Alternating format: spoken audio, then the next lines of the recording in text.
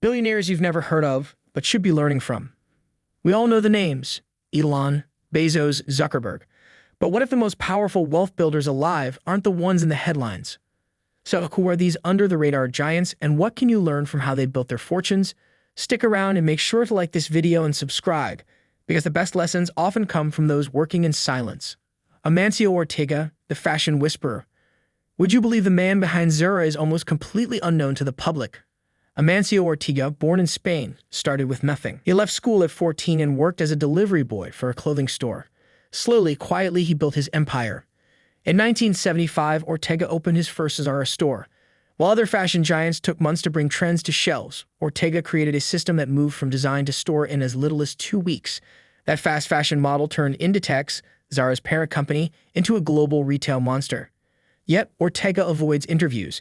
He lives simply in La Coruña, drives no flashy cars, and doesn't attend fashion events. He built one of the world's most valuable companies by thinking differently and acting quietly. Lesson: you don't have to be famous to change an industry. Smart strategy and quiet consistency can make more noise than any headline. Radhakishan Damani, the silent giant of Indian retail. In the bustling streets of Mumbai, you'll find over 400 D-Mart stores. What you won't find is Radhakishan Damani in the news. The man behind India's version of Walmart prefers silence over spotlight. Damani started as a stock investor and made his first fortune betting against financial scams. But instead of showing off, he invested in something simple: groceries. In 2002, he opened the first D-Mart store. He didn't expand overnight. Each store was chosen carefully, profits reinvested, and customer trust prioritized. He dresses in plain white, avoids luxury, and focuses solely on building value. That mindset turned D-Mart into a $20 billion giant. Lesson: slow growth, smart decisions, and staying grounded can build more than just a company. They can build a legacy. Gina Rinehart, the Iron Lady of Australia. In the harsh landscapes of Western Australia, Gina Rinehart forged a mining empire. She inherited a struggling company from her father but didn't sit back. Instead, she fought legal battles, closed multi-billion-dollar deals with China, and revived Hancock prospecting into a mining powerhouse.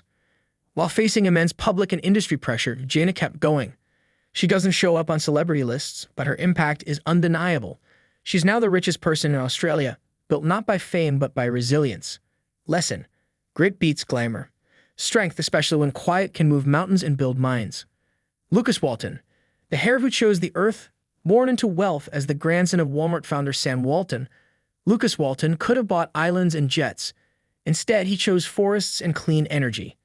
Deeply private and rarely seen in public, Lucas used his $20 billion inheritance to launch a movement for global environmental change.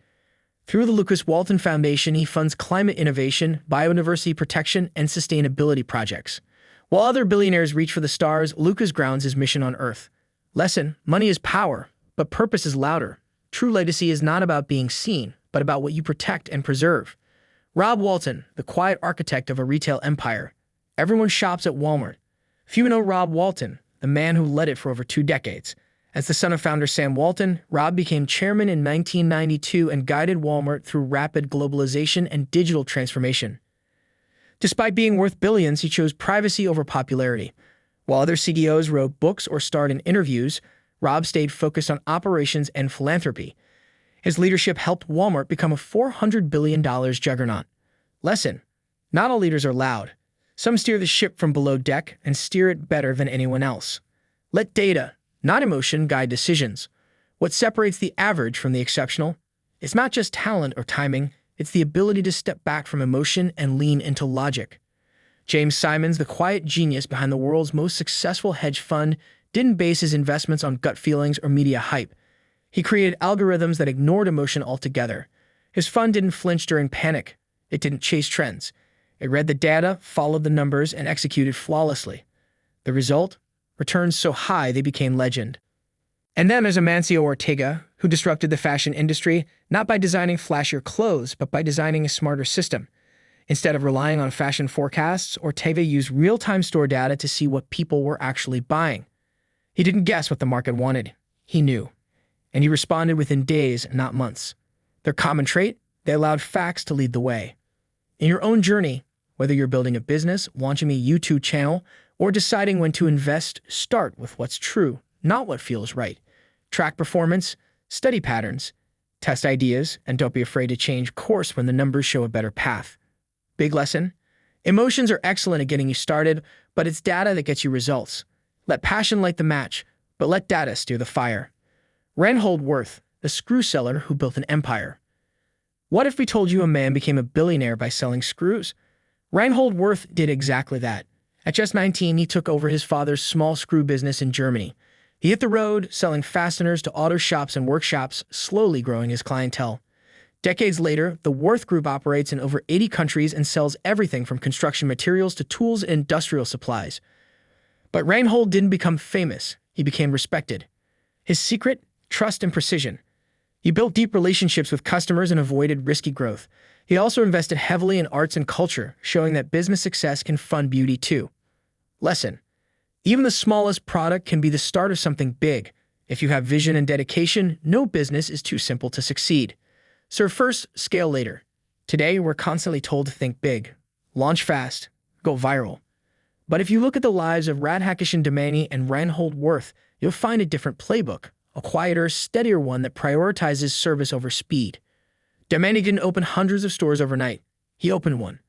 And he made sure that store delivered real value: clean aisles, low prices, and customer trust. Only when that formula worked did he think about expansion. Today, Mart is a billion-dollar empire.